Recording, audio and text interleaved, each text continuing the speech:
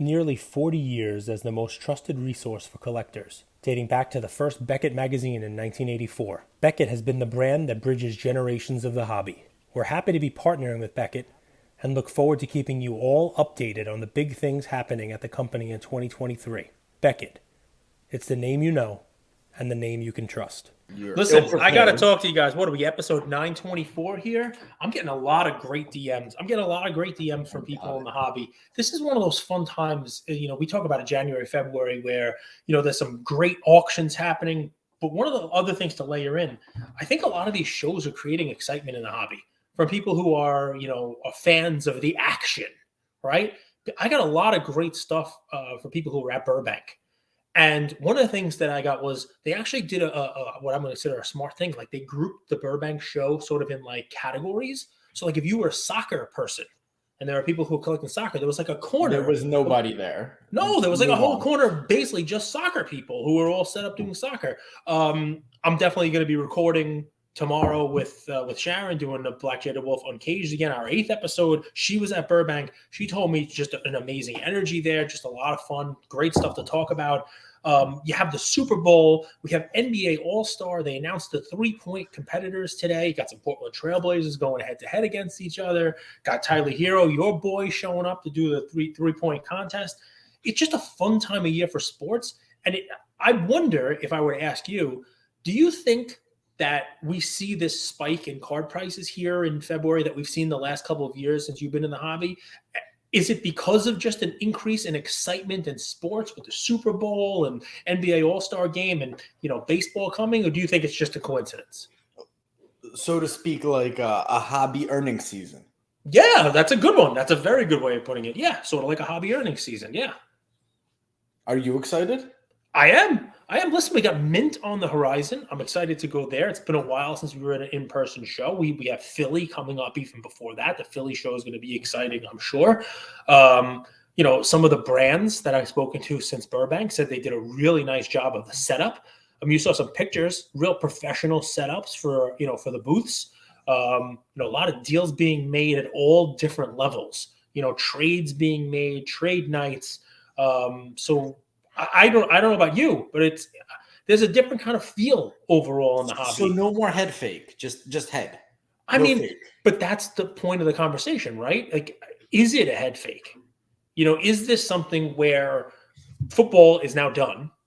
Basketball All-Star break will come and go, and who knows what's going to happen and who's collectible in basketball, and then we still have a second half of the season, or let's call it the final third of the season. It gets a humdrum. And baseball is, as you so eloquently put, flaming out. It's about to die. Maybe not this year, but soon enough. About to die. 20 years. Is there a reason? Should we not be expecting a head fake? Like you have excitement at an all-time high, and then boom, football's gone. No one's really talking about football for a little while. Baseball start up, but unless you are somebody who really wants to put the time in, and this is a conversation worth having, Bowman prospecting, that's not for flipping. People who are buying Max Muncy, not the one that plays, the one that hasn't played yet, they're not buying. There's two Max Muncies. Yeah, Max Muncy's a big rookie. Big rookie now coming up. Big prospect, I call him, not a rookie yet.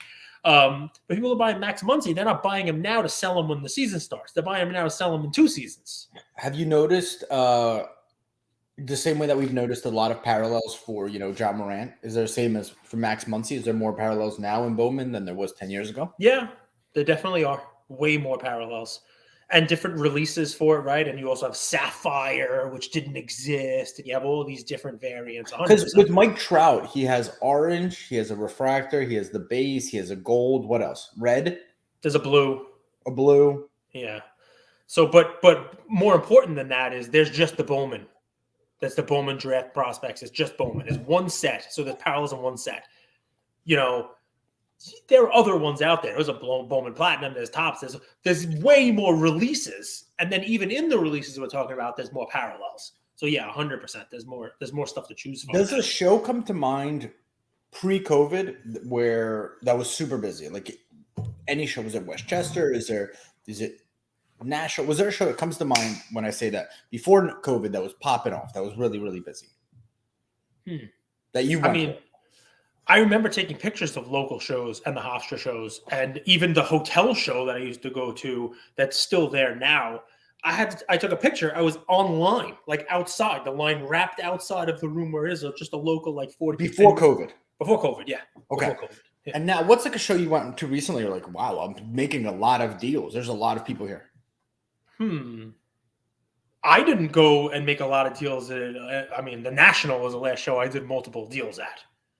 Right? Did you go to Hofstra recently or Westchester? I did not go to the Westchester show. Hofstra was the last time you went last year. Yeah, Hofstra was, but it wasn't. I mean, I haven't gone to any in the last 6 weeks of 2023. But I did go to Hofstra show at the end of the year. We went to the Virginia show, Chantilly show, but because not a. Go ahead. The way I see it, Cage, is, I mean, this hobby is amazing. It's the best hobby in the world. Mm-hmm. Speculate. Yep. Be with people that love things like you do, sports. We're a little bit degen. We have no body odor or hygiene, or it doesn't matter what you wear. It's not like you have to go, like you go to a show in Vegas and you have to dress up really nice because, it's a, I don't know, a consumer electronics show, hypothetically, whatever. Yeah, CSC, yep. Easy dress code. No one's really judging. Sports, excitement, gambling. It's the best hobby in the world. The question isn't the demand. Right. The question is the supply. Okay, it's fair. So that's where I'm going with the head fake. The demand is there. People love this hobby. You have people influencers with a lot of money, influencers who are in their 20s who have big followings. You have people like you who have been built up a collection over the years. There's a lot of participation in the space and a very engaged participation. I would actually say the people that are here have stood the test of time of cyclicality, unlike the NFT space, right? They're going through their first winter. Where I am curious, just short term, is supply and who gobbles it up, or does it drag down prices? Yeah, and what supply, right? What supply is being bought off? The right supply. I think there are moves that can be made right now in the market for people who are going to be here for a while and buying the right stuff. I think, there's money available. I don't know whether people. Here's one of the things, right? And I love your market analysis. I love your stuff here. One of the things that I guess I would preach caution on is we talk about dead cat bounces. We talk about market corrections, right? When you see, let's just use broad strokes. I'm going to get comments that it wasn't a bubble. It's not a bubble burst. But what I'd be careful about is people who have been in this for a little while, they've seen the market kind of go up and go down. So we've seen this chart like this, right? We've seen it's like a TP, right? It's an upside down V, right? And I think a lot of people are now looking at buying here on the downside, hoping they catch a bottom, myself included, right? Yeah. And I'll give an example of something that I bought, and we can talk about, right? So this is when you get down back towards the bottom side of this after the run up, it's very rare to have that same V like this, where if you're expecting that we went up and down and go right back up again, and you're going to buy it here on the way down and then boop, swoop right back up. That is very rare. It's very rare. There's no gondola. There's no lift ticket. That whole up and down, that's sure. I think what's probably more realistic, and guys, with my hand ridiculousness, if you're on audio, I apologize. Might be better to tune in on this one on YouTube to see my ridiculous hands. But I'll try to describe it better audio. They're bigger than Kawhi's, for all you guys wondering. Even if you call nod. even if you call a bottom or close to a bottom, you shouldn't be expecting boom. It's gonna ricochet, go right back up, boomerang back up to where it was. I think what's better for folks is if you're buying the right assets now, expect a slow rise. Expect a longer term hold for it to maybe start working its way back up. And I think there's a lot of people in the hobby right now who are watching. Hey, it went up. This was really high. It was pre-COVID 10 grand. Got all the way up to 100 grand. I'm buying it now at 20. I'm buying that at 80% discount. All right. Yeah. Or are you buying it at double what it was just a couple of years ago? And I'm not saying it's a bad price to buy at 20 when it was 10, it's less 100, but maybe you shouldn't expect it to be back to 40 or 50 next month. Maybe that 20 that you bought could be 22, 25, 20, and slowly work its way back up the shoot. Where I see that playing itself out is in the Kobe White space, in the Patrick Williams space, in the Jaren Jackson Jr. space, in the Tyler Hero space, in the Jordan Poole space. It's all these guys that are fantastic players. I mean, relatively fantastic. Kobe White is funny, but I like Kobe White. I know you do. That was your first come up. The point is there's still a lot of money in those players. Yeah. A lot more money. Like if you ever go to Facebook has these funny sales where someone's like, at 9:15 a.m. I'm starting to list inventory, 1,000 cards. And it's cool. Like they start listing like Shaq Topps Gold Label, $1. 1997 Topps Chrome, David Robinson, 75 cents. And it just puts into perspective how much a Kobe White purple pink Pulsar is selling for $42. How much that's talk really about gonna... Kobe's pulsaring purple pink thing? What are you talking about? Why you always want to talk about Kobe White's? I actually thought Kobe White could be good. He played at USC. He was a 3-point shooter. Do you see the Bulls? The Bulls are 1 of 18 from 3. The Bulls are in an era where shooting 3-pointers they've stopped. Like they just don't. It's comical. I didn't realize how important Lonzo is. So FedEx just showed up at my house. I wonder if I have to sign. Yeah, it looks like I do. He's an infant. He's a toddler. He's a little kid. FedEx is here. I gotta go sign. FedEx is here. If Chick-fil-A is here. So anyway, this morning I was in a Facebook sale. I was watching a Facebook sale. And this is a guy I like a lot. He does these, every so often. And he was listing iconic cards, iconic players, great players. And it was interesting to see 75 cents for a David Robinson card, 75 cents for, Vince Carter rookie, $2 for a Shaq rookie. And it just puts into perspective this head fake, that chart, that TP. I don't think that TP has come down. And in our mind, we think it's, okay, where COVID prices started, the end of the TP right today is going to be where COVID started. But it could easily go way back down to 0. It could go way past where it started at COVID. We can't go past 0. We can't go past 0, but it could go past the benchmark of where COVID prices started. The part that you're throwing in, and guys, this is great. Supply, demand, a great conversation is when COVID came, when you had this run up and everybody jumped into the cards, right? There was a significant demand for, let's call them second and third tier cards, right? Because not everybody could buy the Kobe Bryant, because the Kobe Bryant rookie went from a couple grand to 40 grand. So they bought the Kobe White. Sounds similar. Let me get it. And Kobe White cards were $100 when they should have been 20, or 100, because now you had demand. Everybody was kind of chasing everything. And it's not just cards, and it's not just you guys. I mean, I talk about Top Shot, but like Jaren Jackson Jr. moments, which weren't rookies, selling for hundreds of dollars because people were just chasing everything. That's a great chart. So Andrew's pulled up a John Moran chart. Talk us through the chart here. Well, because we think of second and third tier, and we instantly quantify it in players. So we think, okay, second tier NBA. Okay, Jaren Jackson, third tier, Kobe White, whatever tiers here. Yeah. But it's also could be the first tier player, but his 10th tier card. And here's an example of John Morant's base prism. So that's $100 card. At its peak, it was a $720 card. And we think, okay, maybe he's catching a bottom. Maybe this is a bottom. I mean, it's down 90%. Yep. But the reality is, if you look at history, you could do the same thing with the silver here, $860. At its peak, it was, 4,700. And this is a guy who's playing well, a bright future. He checks all the boxes. But if you look back, look at that chart. You had that V, that TP there, and if you were buying it as it hit that bottom of that TP, you're like, oh well, it's going to bounce back up. But what does it do instead? It bleeds. And that card is a great one you pointed out because the supply just keeps coming, right? So you got to think of supply in two ways: supply of exactly the same card or parallel, or I think it's a complementary. Like I know they have something this similar. Something similar. Like even a Zion silver. Now someone's deciding, do I buy Ja or Zion? Right. So it's not just Ja Morant supply; it's just entire market of that class supply. Well, and if you look at right, $100, right, $100 base PSA 10, right. So all right, that might be cheap. That might be the same thing. Oh wow, so I can't get a Ja cheap in this. I better buy this Ja 100. But what Andrew's saying is the buyer of that jaw, they may turn around and say, well, I could buy 3 optics now for that same 100. I could buy 2 selects for that same 100.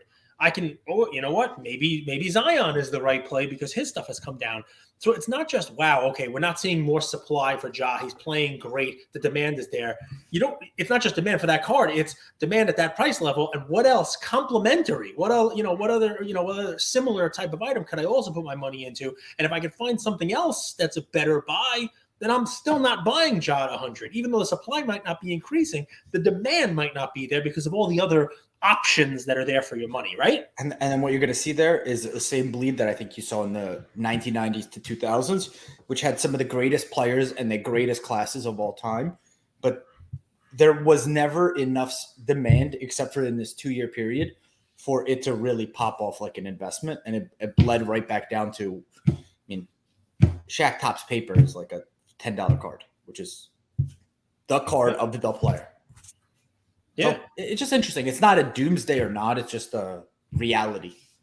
So, I mean, how do we match those two things up? How do we match up enthusiasm in the hobby, people making deals, people having fun at shows, people excited about the hobby, and at the same time, education and a realization that if you look at the charts, it really is still a supply and demand thing. And look at Andrew here, going back to the 90s cards, looking at what they sell for now, doing a comparison and saying, look, some of these guys we're buying now. I mean, Andrew was a big Darius Garland fan. Hey, Yeah. this guy's going to be great. He's going to be a good player. Let me start buying, his Donruss Elite cards, or let me start buying, these cards. But the more you kind of educate yourself, the more you look at this stuff, you say, okay, Darius Garland, topside, give me a topside comparison for him. Is it Dwayne Wade? You know what I mean? Is it Derrick Rose? Who knows? Those are both really good players. Yeah, very one good was an players. MVP, one was a Finals MVP, and one two. And yet we talk about Dwayne Wade as somebody whose cards are underappreciated by comparison, and Derrick Rose as somebody who no one even buys his cards. There's a Dwayne Wade second-year Topps. I kind of fell in love with Topps Pristine. A lot of people from like 2004, 5, 6. I think they stopped it. Yeah, but it's a cool-looking card. Yeah, it's cool. It's definitely a cool card. You have Dwayne Wade rookies for like $100 that aren't even moving. Yep. Autos. Did I say auto? No. Dwayne Wade autos. I didn't mean rookies. Dwayne Wade second-year autos. Yeah. Or a Dwayne Wade black refractor Topps Chrome. The LeBron version's like 100,000 because LeBron still has that. And I want to ask you about LeBron in a second. But his is like $1,000. So it's there's 3 parallels: gold, base, and black from 2003. X-Fractor, Refractor. X-Fractor. 5 parallels. So what do you think about LeBron at the Super Bowl putting a crown on his own head? I mean, it's an interesting thing, right? I mean, there were 2 big boos at the Super Bowl. Number one was Eagles fans booing Dak Prescott, which, all right, I get it. It's your fandom. I get it. But he's getting the Walter Payton Man of the Year award. Like, no one to boo somebody, right? Like, so that was funny. And 2, boo LeBron James when he gives himself the crown. Did you read the news? So for his for the award-breaking party, he brought 2 goats to that event. Like animal goats, like yeah, for dinner. Like, was it halal? Like, did they make like meat and stuff? Did they make like no? It wasn't. It was because he's to the goat. Signify he's the greatest of all time. How does that? I mean, to me, it's a great example of him not understanding that even at a party where he's trying to claim his greatness, he makes sure that there are at least 3 goats in the room. It's a great explanation. Jordan wouldn't bring another goat. He would know that he's the only goat in the room. He wouldn't bring another goat, animal or otherwise. No, I mean, come on. We talked about this. We can't talk about Hurts and Mahomes. Here we talk about LeBron. Jordan comes in. It's like it's in your mouth right there. You got to talk about Jordan. But no, I mean, LeBron, listen. He's trying so hard. I get that. Half of me thinks that LeBron will be a great investment because he's just so hated that it has to turn up. It has to turn up. But am I now being the idiot who's buying LeBron at the downside of the V? Expecting a bounce back, but he's always going to be LeBron. It depends why you're hated. Mm-hmm. And in my opinion, he is hated because of the things that he does and how he treats. He's never broken a law. he's been loyal to his family, brought up his guys. Like there's all those good stuff. But I think the vibe is that he's never won over how do I say it? Like every time he leaves from Cleveland to Miami, Miami back to Cleveland, Cleveland to LA, and does all of the antics within that, I think he alienates a lot of people who are true fans of this. Makes sense. And it's hard to win them back. I think so. And do you know what reminds me of? This is Trump in 2016 was able to win, not because of just his loyal, passionate MAGA crowd, but he was able to, that middle, he was able to just pull them a little bit over here to him. And I think, forget all the election and that, I think in the second term, he lost that middle. He still had his rabid fans that will go on social media everywhere and defend and support him. You think LeBron? But the people that were a little bit more in the middle, that want to like him but still are on the edge, they're not ready. I love Jordan, I love Kobe, I want to like you, LeBron. There's a lot going for you. I think that crew, he lost. I got to tell you something. He's going to play for a couple more years, on my assumptions. And I think when he plays for a couple more years, you're going to see somebody who puts some real individual records up there. First person who's going to score 40,000 points. He's going to have, top 3 in assists, maybe even higher. He's going to be all over the leaderboards for individual statistics. That alone isn't going to turn the tide. But if he's there and is able to play with his son, I do believe that will leave a lasting legacy. That will leave a reminder to people when he's not there. That'll be the last version of LeBron that people see. Him playing with his son, him hopefully you have a problem with him making players around him better. My hope would be that if he plays with his son, he's helping to make his son a better player. I don't know.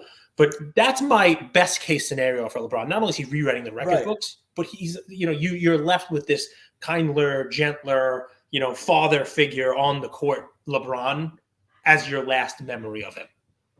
So at a corporation, you have someone above you who makes decisions about your future. Yep. You have your peers, right? Yep. And then in basketball, there's fans. And do we have to bounce here? No. Get a couple more minutes. Go ahead. Okay.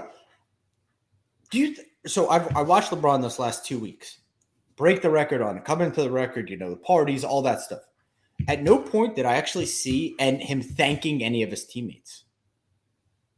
And to me, I think you see Cam Thomas, what he said, like, they're like, oh, you're like the LeBron. He's like, if you said I'm the Kobe, that would have been more. Right.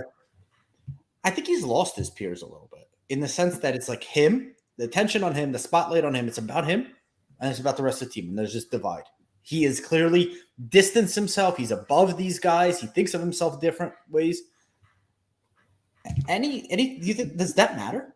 I mean, it's possible. Part of it is look, he's been with a bunch of teams.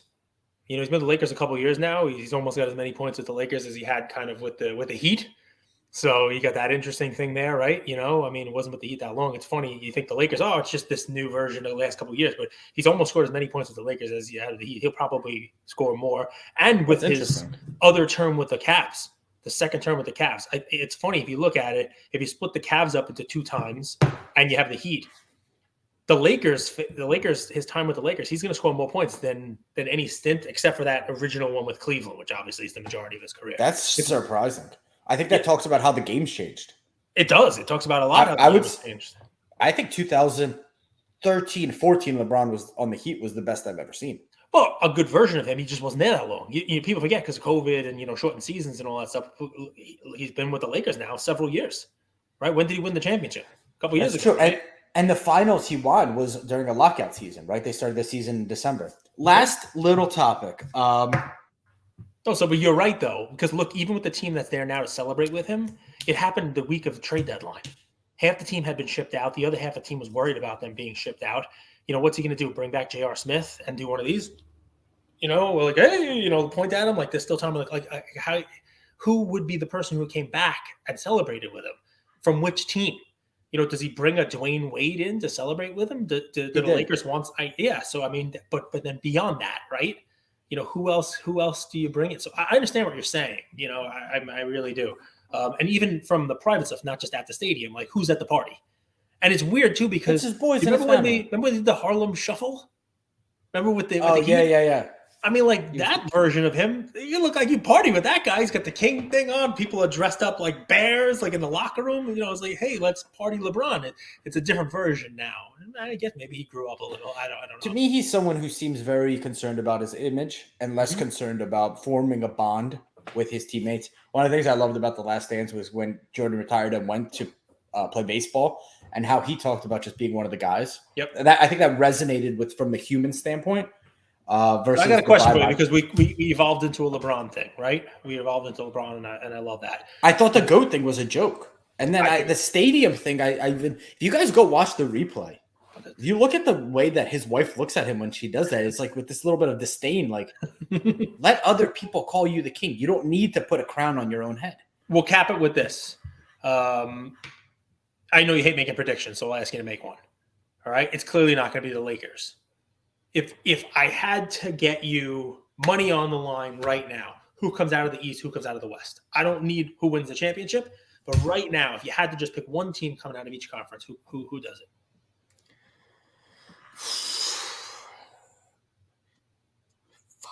I give you mine right off the bat. I'm going to say the Celtics in the East, just because I think Tatum's playing at a completely different level. I don't have any Tatum cards, and that's a mistake. And I was never a big fan, but I did the whole Jaylen Brown versus Tatum stuff, and it's almost a joke now to even look back at some of the takes that I had. I'm not right about everything, just most things.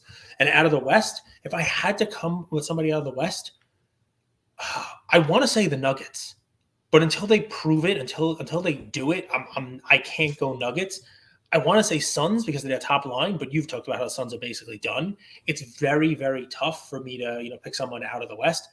I still want to say Golden State if I had to pick one right now, just because Steph will come back and they have the pedigree. I don't think Steph's going to come back. That was a weird injury. Did you see what it is? It's good. Yeah, but I think all good choices.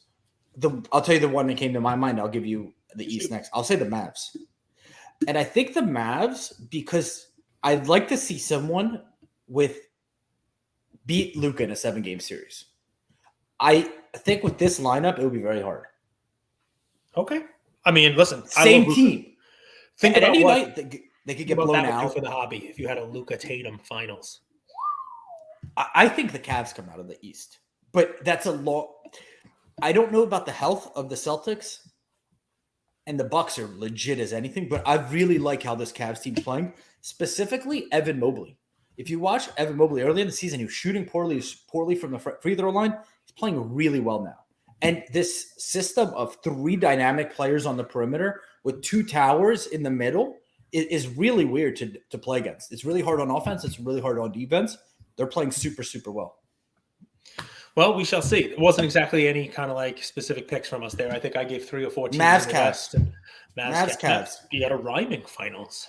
I like it. Mavs, Cavs. It'll be interesting. But this isn't. Don't quote me on this. Like the way that I called Mahomes. Because when I called Mahomes and the Chiefs before the season. That one also called the Avs. Now he's got the Mavs and the Cavs. He called the Avs. Remember, guys, he was a Colorado Avalanche guy. He picked them and they won. He picked them before hockey the playoffs even started, and boom, they ran through the playoffs. He was all. Can I ask you one question, or you got bounced? No, go ahead. Tomorrow. Okay. One of the best things that I think from Mahomes cards is that either he disappears or that we stop talking about him, because I've learned that cards are much. Never plays again. Just stay with me. Cards are much more expectations than performance, and it happened with the Hurts cards we discussed yesterday. Before the season, he had no expectations, 6-0. Now he's going to the Super Bowl. Expectations. Cards don't move that. The expectations that are on Mahomes, it's shocking to me that it's unimpressive to the general public what he's accomplished, but that to me shows what the expectations of him are. Correct. I think that's completely valid. And what's amazing is sometimes you need the redemption story. And you need the cards to come down a little bit. And his cards came down just because the market had come up. They had never came down because of some failure.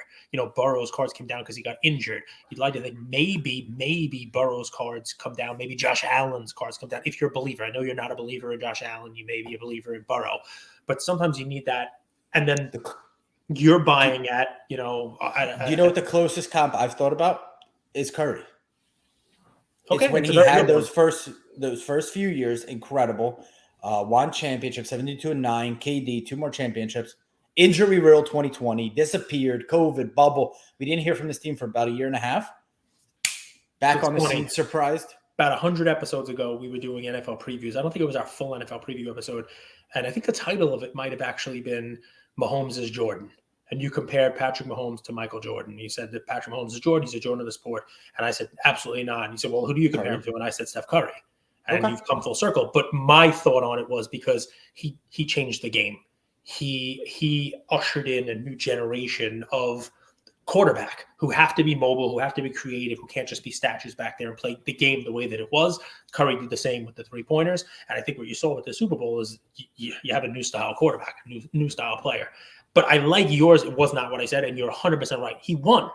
But people didn't give him enough credit for the wins. It's the team. It's the coach. It's the players. He can't do it again. He can't do it over. And then, boom, it continues. And then he won another one last year, which clearly was him. You know what I mean? So, yeah, how many does he have to win to get the respect? Does he have to pass Brady? That's the question. But the better question is, for how long does he have to perform poorly and then win again? Correct. Okay. And I think it's 12 to 18 months. So, Mahomes, if you're listening, let's go to Bali. He's in Disneyland. He's in Disneyland with his kids. Sterling and Bronze, I think. I think that might be his kids' names. Either that or they are refractor parallels in products. But I'm pretty sure those are the kids in the products. They can't do that. All right, Luca Nation, that's another episode. We love you. Stay tuned to, I guess, tomorrow we'll release Black Jaded Wolf Uncaged. If you're recording it tomorrow. Yeah, why not? Cool. Why not? Please. And the DPZ Collector Series is gaining steam. Fantastic. That's like an avalanche hitting you right in the face. It's fantastic.